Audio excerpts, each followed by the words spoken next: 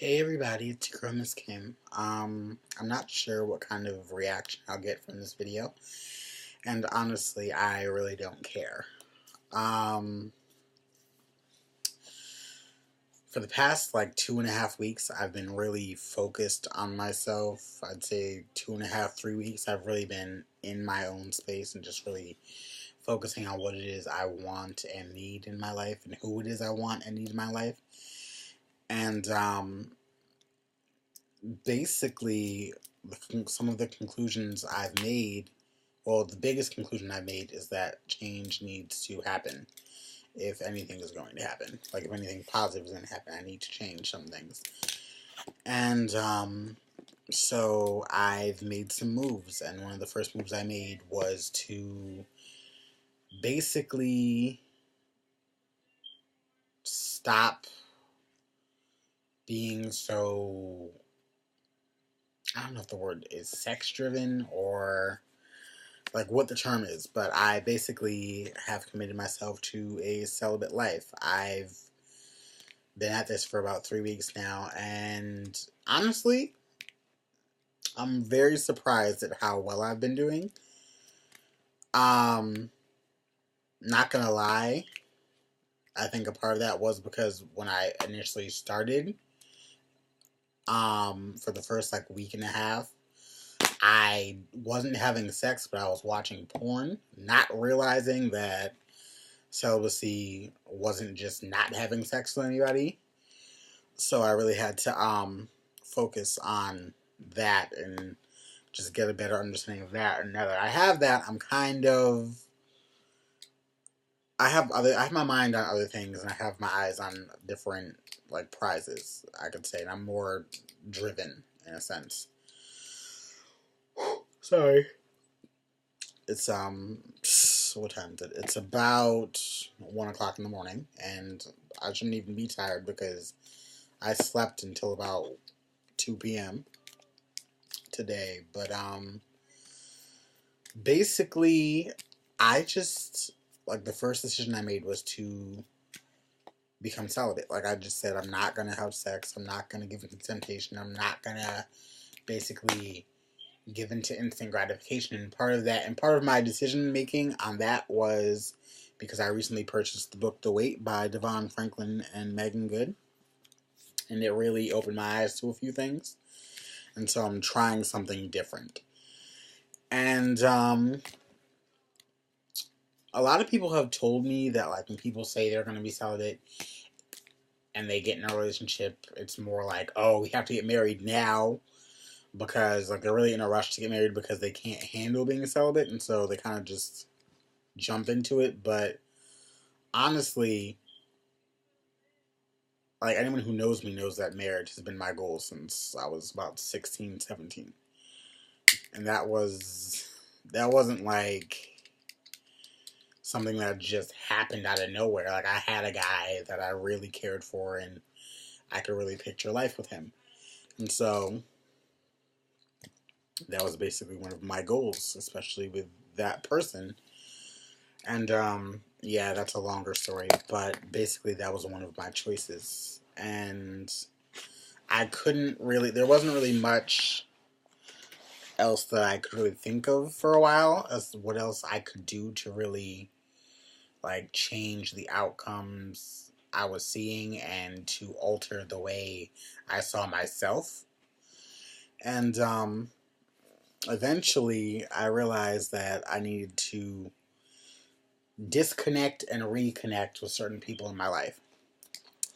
And I had to really look at every relationship and people that I've been close to my entire life. I'm starting to see, well, I started to see weren't really the best fit for me anymore. Just because we've grown in totally different ways. And I see that the people that I really care about, some of them are people that I haven't even known an entire year yet. So, yeah. And don't mind the Christmas tree. I'm trying to really basically just get in the spirit. I'm forcing myself into it because I feel like everything is just, there's just been so much. I've been so down lately. And no, it's not because of Trump. I mean, yeah, that got me down, but it's not the driving force like it is for a lot of other people. Sorry it's so shaky. I'm using my lap as like a surface because I'm on my bed and every other surface is kind of taken up right now. But yeah. Another choice that I made was to really focus on myself and not really worry about being in a relationship or having a long-term friendship or anything like that. And the minute I did that, I realized that I really had a lot more to offer. Like, life really had a lot more to offer me.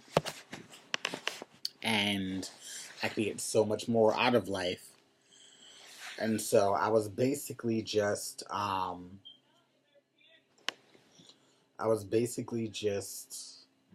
trying to figure out, like, what it was that God basically has in store for me. Like, those of you who know me know that I am really not a religious person. Like, I'm religious to an extent, but just religion and I really have not mixed for a while that well.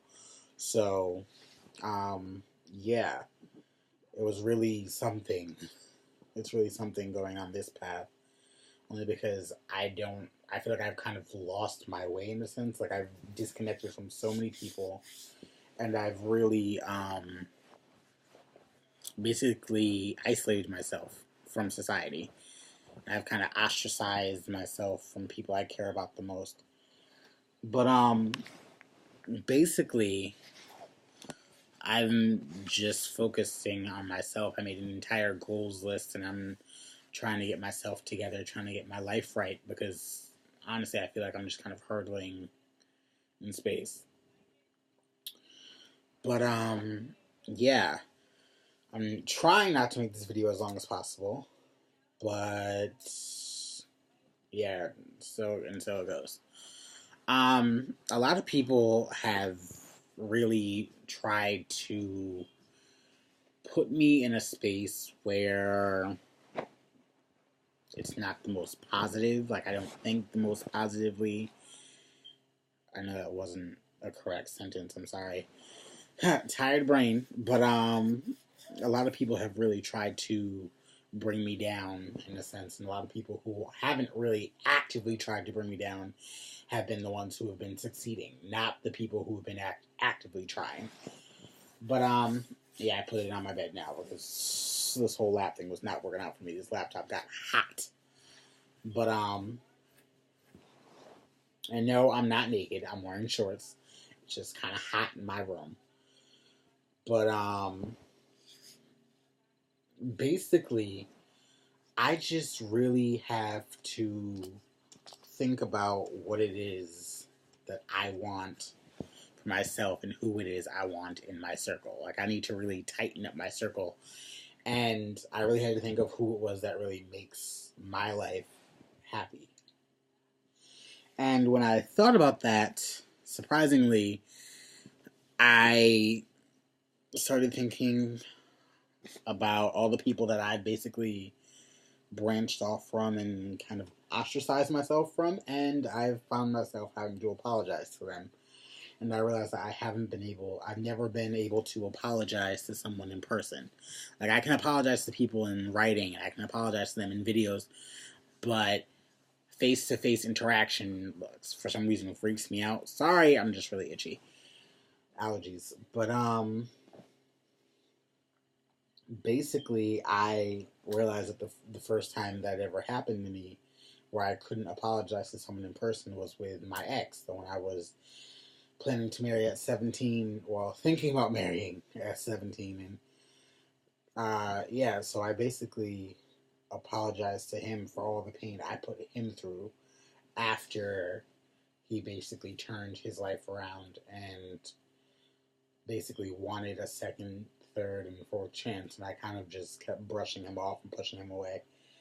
And I actually sat down with him in the library, and we just talked for a good, like, 2 hours. Then I walked into the bus, and we agreed that we were going to be friends. And right before he got on his bus, and right before I went to my bus stop, I stole a kiss, in his words. And I really, like, didn't think about it. It kind of just was a natural reaction. Like, he and I, we've been friends for 5 years. We've known each other for 5 years. And although we haven't always been, like, in constant communication or in, like, or on, like, the best of terms, we've always been able to come together regardless. And we've always had, like, this strong bond. And I've tried so hard to deny things, and so has he, and we've tried so hard to move on, but it really just never works out. And this is the reason why I said a lot of people might not like this video, because some people know our story and some people don't like the fact that we're together, or that we've been together and that we keep trying and all this. But honestly, at the end of the day, it's not their relationship. It's none of their business. And it's whatever makes us happy. And if we make each other happy at the end of the day, then that's just that. I know my videos are a little confusing sometimes and hard to follow, but this one I'm trying to make as straightforward as possible. In other words, I'm saying he and I we're basically starting fresh, in a sense. Like, we're working on a friendship, but we know that we've come so far as lovers that friendship at this point would be kind of complicated. Yeah, that's a good word. And so we're kind of like slowly easing through our relationship, sort of like the beginning stages, but we know what we want. We know what it is. We had a long talk and we hung out the other day, and he actually came back here and he spent the night, and we didn't have sex. We just talked and we just cuddled. And we may have kissed a couple times, and for the first time in a long time, we were actually in each other's presence, and we weren't both on our phones or like focusing on other things or other people. We were focused on each other, and it felt amazing. Honestly, I feel like I'm 17 all over again, and I don't know how to explain it, because for the past 5 years, I haven't been able to really move on from like the pain that he put me through, and I haven't really made it easy for us to move forward, because I put him through just as much pain, kind of as like a payback thing. But we've both matured in ways that neither of us would ever imagine, and a lot of things have changed, clearly. And we're basically in a better place. We're together, if that's what you're wondering. And if you have a problem with it, then tough luck. I mean, I really don't know what to tell you. At the end of the day, you can't stop our grind at the end of the day, because it's our life, it's our decision, and if you don't like it, then okay. You can either choose to join us or walk away. We're not going to let you or anybody else stand in our way. That's just that. We've had so much get in the way of us being together that we're not going to allow something else. We're not going to stand around or sit back and just wait for all hell to break loose again. We're going to fight this time. We're going to work as hard as possible to keep this thing going. And we have had the conversation, and we do plan to get married at some point. I'm not saying we're engaged. I'm not saying anybody is like moving in with anybody. I'm not saying anything like that. I'm just saying, like, we had a long conversation the other night and this morning and tonight about the future. And for the first time since I was 17, since we met, I was actually able to speak from my heart. I was actually able to say what I feel instead of what I think for the first time. And he actually responded in a way I wouldn't have imagined, because I know that talk is cheap, but I think seeing it in writing and hearing it come out of my voice was something that really, like, hit close to home for him. And I really feel like we're in a good place and we won't be stepping back anytime soon. So, if anyone has an issue, then that sounds like a personal issue because we're together, we're here to stay, and there's nothing that can be done to change that. Alright, have a good time. Alright.